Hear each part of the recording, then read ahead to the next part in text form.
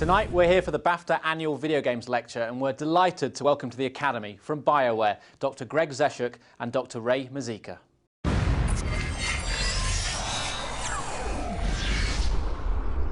For me, the annual lecture is a highlight of the calendar. It's an opportunity to look to the future. BAFTA does so much on video games, and no other place in London does video game stuff as much. And it's just great to always go onto the homepage and see something about video games on there. Certainly from the point of view of teaching people that want to go into that industry, that BAFTA's backing and sponsoring what goes on in educating the public as well about what happens in games. BAFTA is completely and utterly ahead of the curve. Whenever I talk to anyone from the industry over in North America, they say how BAFTA is absolutely leading the way. You know, and by doing these lectures, by bringing in so many different creators and people across the industry to do talks like this, BAFTA are completely and utterly setting an example for the rest of the world in recognising video games, promoting them and celebrating them.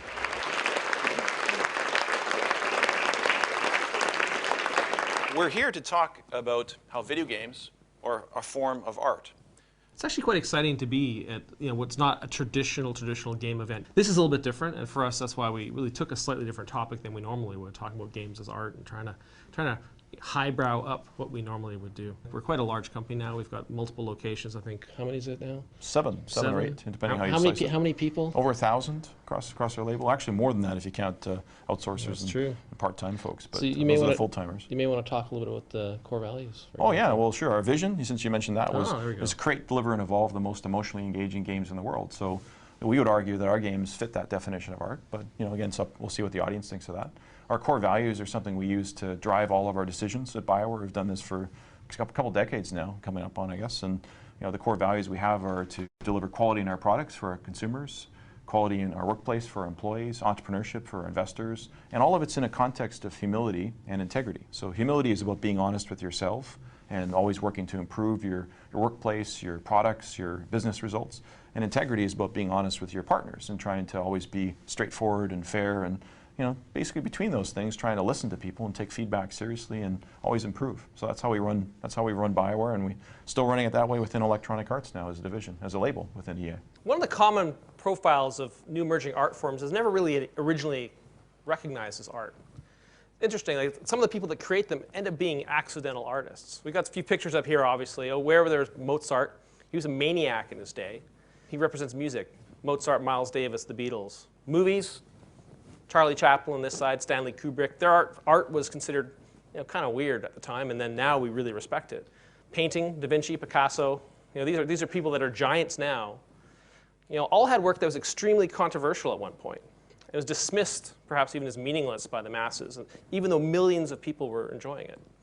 Our hypothesis is that all nascent art forms are at some point controversial. And so being derided by the former mainstream isn't actually a bad thing. Another accidental artist was Leo Tolstoy. And so when we sat down, Ray and I talked about this talk, we thought it's going to be interesting to, how do we even have this conversation? Like we say this all the time. This is something that we've actually espoused to journalists for years. We say games are art. Well, why? To even begin that discussion, we agreed that we need to get a definition of art. And helpfully, Tolstoy actually provided one that seems relevant to this very day. So to find the definition, we went actually back in history to his book, What is Art? So we're going to listen to this guy. And the reason is, you can see, just by the luxuriousness of his beard, he's obviously an expert. Now, much like other accidental artists, he provided in his book, What is Art?, an inclusive and broad definition that still absolutely rings true today. This is kind of a slightly distilled down version. And really what it's about is people passing down sharing feelings and emotions. One of the sort of highbrow beliefs of the time was that was something that shouldn't have been shared, but Tolstoy disbelieved that. And in fact, he said that art was really our cultural history. Art had passed down the memories of ancient times to current times. And in fact, it was incredibly valued for that reason. And it's amazing when you read it now, you go, well, it's a great definition. It's inclusive. And I think the thing that scared people back then was that anyone could pursue this activity. It was open. It was democratic. And so we'll use this as the core of our definition. You think about it, it's actually suited, like any vehicle or any medium that can actually be used to relate emotion can translate art. Games are one of those things. Perhaps the only controversial part is that the first little bit, that to evoke a feeling. And we think to a certain degree that's where the crux of the art decision comes from. So a lot of this talks, we're going to talk about how video games can evoke a feeling and even try and show why these feelings that video games evoke is actually different, if not more powerful than other forms of art. Now, to create art, you need to build a canvas that can convey emotion. And again, per Tolstoy's definition, we think that canvas can be almost anything. It can be a painting, it can be a play, it can be a novel. We think it can be a video game. The game is simply the vehicle that conveys the emotion. This advertisement is really interesting. It's actually the early 1980s program that Electronic Arts, EA, had showing off their creators, with their artists, their electronic artists. You know, these are the forerunners of our industry. They felt they had something, some kind of emotion or something they wanted to pass on. So what they asked at that time was incredibly forward-thinking. Back then, video games were 8-bit, they had crude art, and had pretty drastic limitations on, and constraints on how they were deployed. A lot of things that were taken for granted nowadays, like voiceover and animation and living responsive worlds, online connectivity and all that, they just weren't really possible. Yet they had the foresight, even at that time, to ask the question, can a computer make you cry? Another 7 million by the end of the first week. Every defense annihilated. All our forces on the run. Regrouping somewhere. Reports are coming in from other major cities. It's a well-coordinated attack. And so far it's been damned effective. Don't know what they are, what they want, or where they came from. Only one thing is certain. If Shepard doesn't bring help soon,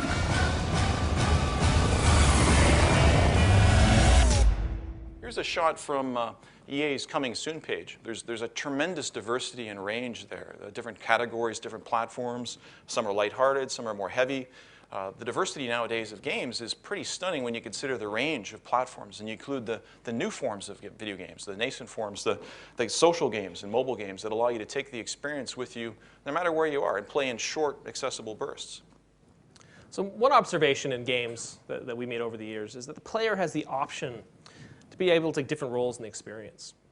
With many types of art, the person, the viewer is what you could call them. They literally sit back, and allow the experience to act upon them. With games, the viewer is a participant, and actually often even able to completely control and direct the experience. And back to the reference on the slide, actor, director, and even co-creator. We'll drill into these each a little bit. So, speaking of the director role, it's a really interesting role to create. Something that we've actually done in our games an awful lot, allowing the player to act like they would in a movie as the movie director, and literally direct the experience to his or her liking. One example, of course, the dialogue systems that we used historically. They've evolved to what we now use fairly traditionally, this real wheel system in games like Dragon Age and Mass Effect. The key thing is this is the decision point. This is the point where the user is controlling the experience and deciding what happens next. And you harken back to the old books. It's almost like that make your own adventure books that you could actually really decide what happens next. That's what the wheel does for us. Now, in the interactive digital age, BioWare are among our great storytellers, and the key word in that is interactive, because it's not just about the stories and the way they tell them. We as the players also have a role to play in shaping these stories, and of course that's something that's only possible in the medium of video games. And where it becomes really powerful is when the creator forces the player to take difficult choices. You may actually spend an enormous amount of time, hundreds of hours, building up relationships, and then suddenly you have to make the decision. Which one lives or dies? That's a big moment. You spend all this time, you invest these hundreds of hours cultivating literally a relationship with this virtual character, and it's very powerful, but also, as some of you probably know, very controversial to force an alteration in that relationship. In some games you can actually just, hey, I don't want that to happen, reload. The scary thing in games like Star Wars: Old Republic, there's no save, it's just perpetual. So the decisions, the impact of those decisions is even more powerful. This shows way back to the old Baldur's Gate days. This is actually a Baldur's Gate 2 screenshot. But this is where we started to think about the concept of nonlinear narrative. And really that's been something we've been exploring and playing with for almost 2 decades. It's been something that right from the beginning of BioWare, all the way back to the original Baldur's Gate, we were drilling on. And what we've seen is, the reason we're so excited about it and still passionate about it, we've consistently seen its impact on the players. It's profound. It's the vehicle that allows choice. It's also something that what's really powerful of the nonlinear narrative is actually allows the players to re-experience things, to try out different emotional outcomes and explore new possibilities. It's like, I want to role play as different things, I want to explore different things, I want to feel different things. The nonlinear narrative allows that.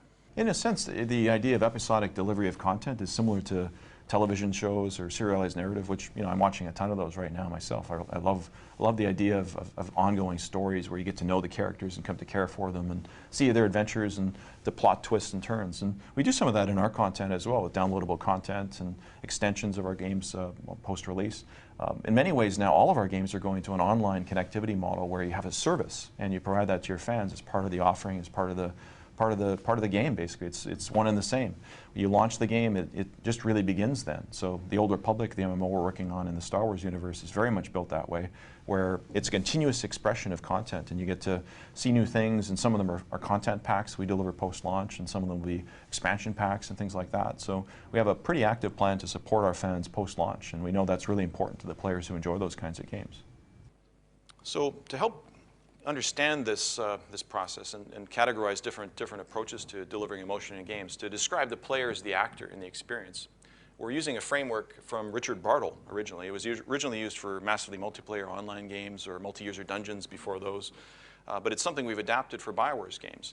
And it's a 4+1 framework in terms of pillars. The 4 pillars are action, conflict, and combat, and progression, customization, exploration, story, and character interaction.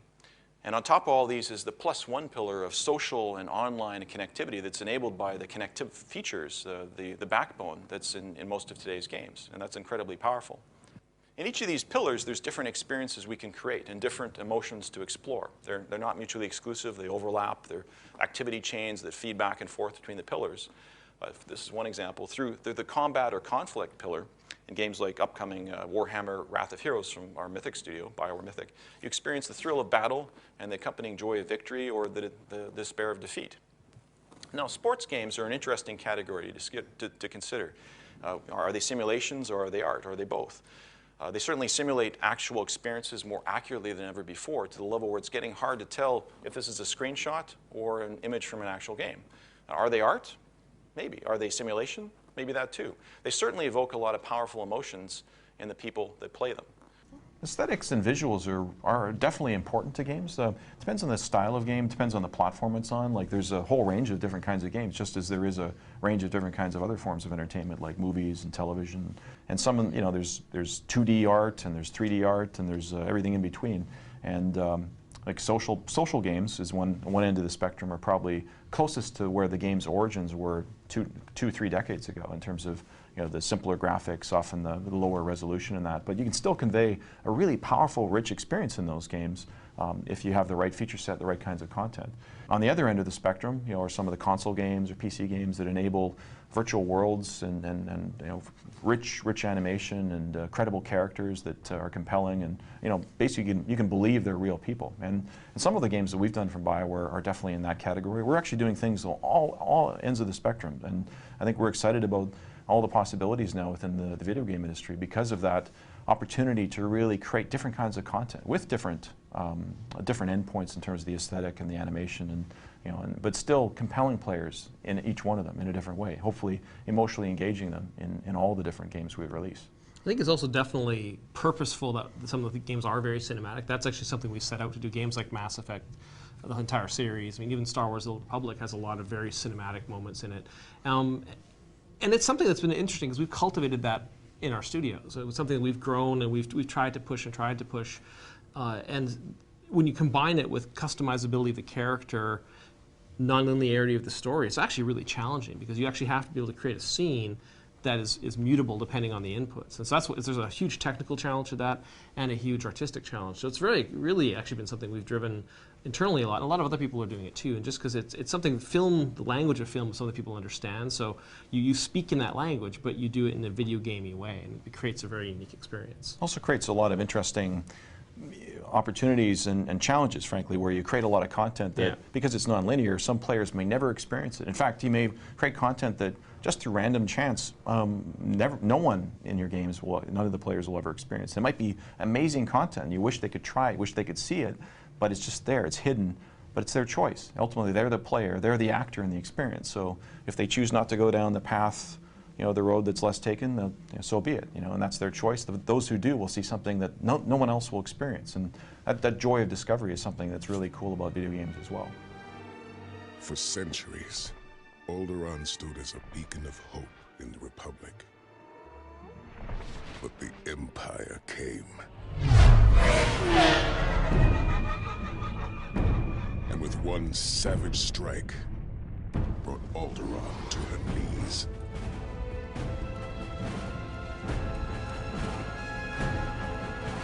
Now, time is running out, as few are left to face the enemy. For those that remain, there is but one choice. We must fight to victory or death for the Republic! The technical name of this next category is progression and customization, and we think few games do this better than The Sims. It creates a unique experience where you're both a director and also an actor, creating groups of characters for your vicarious control. And how emotionally engaging is it?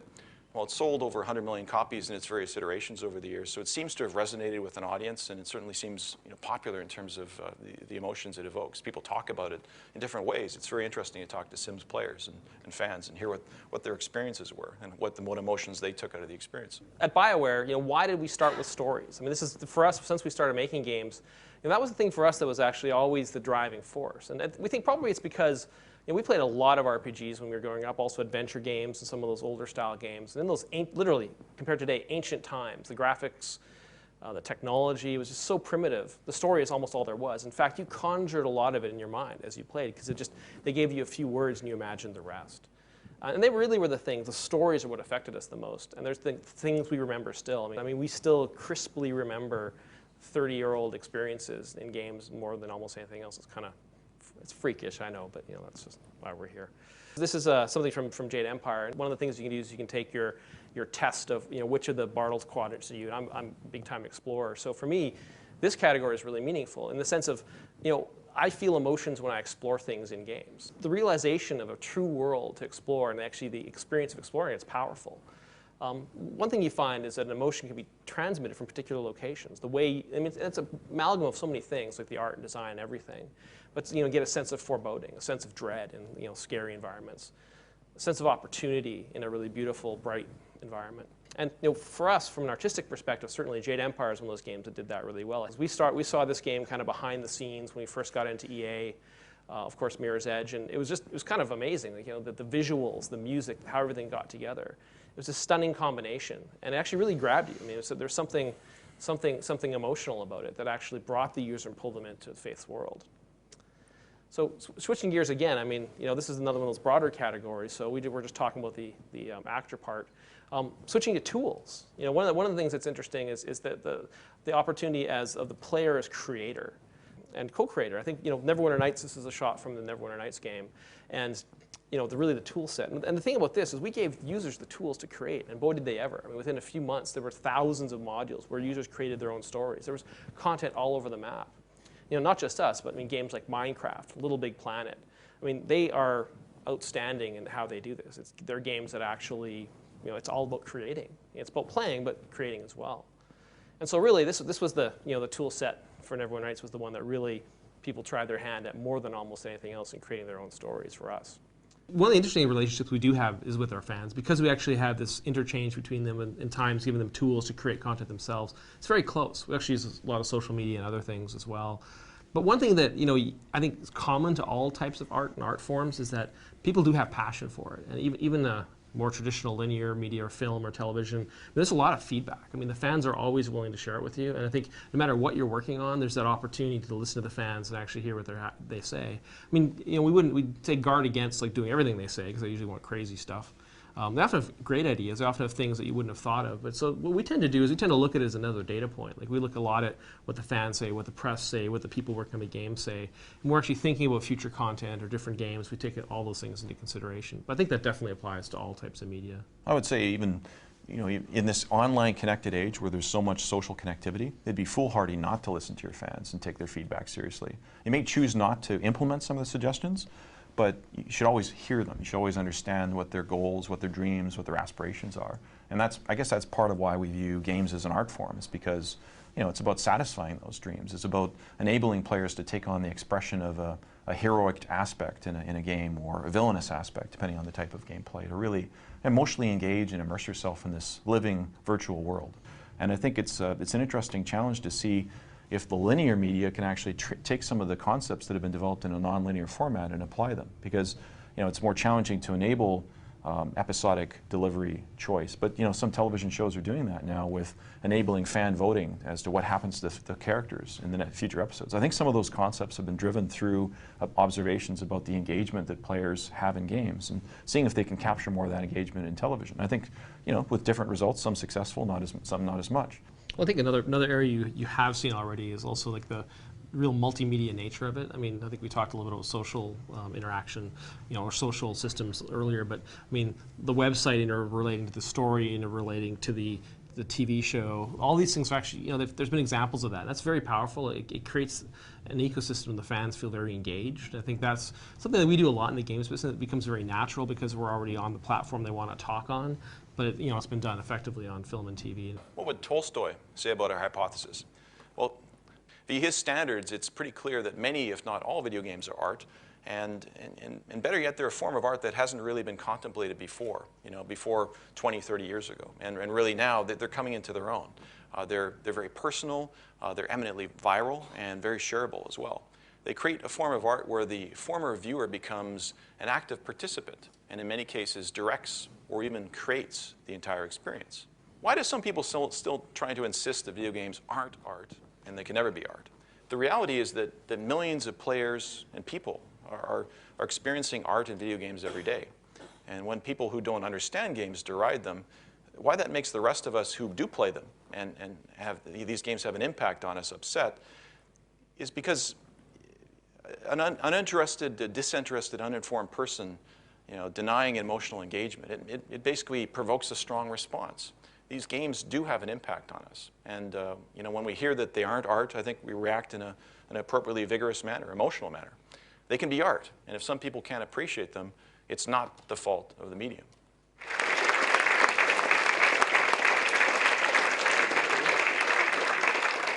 When these guys get the opportunity to do the annual video games lecture, they have different values, different things that they want to talk about. For these guys, obviously, it's enlivening that debate about whether games are art or not. That's something they still feel we should be contributing to and we should be pushing, and that's what they've chosen to do their lecture on. And it was just really interesting to hear how important that is to them and how they still keep those definitions within their own company ethos, how that's something they're still striving towards and how they're trying to push it in their own ways. That really, the simulation is art, and I've always seen the two clashing.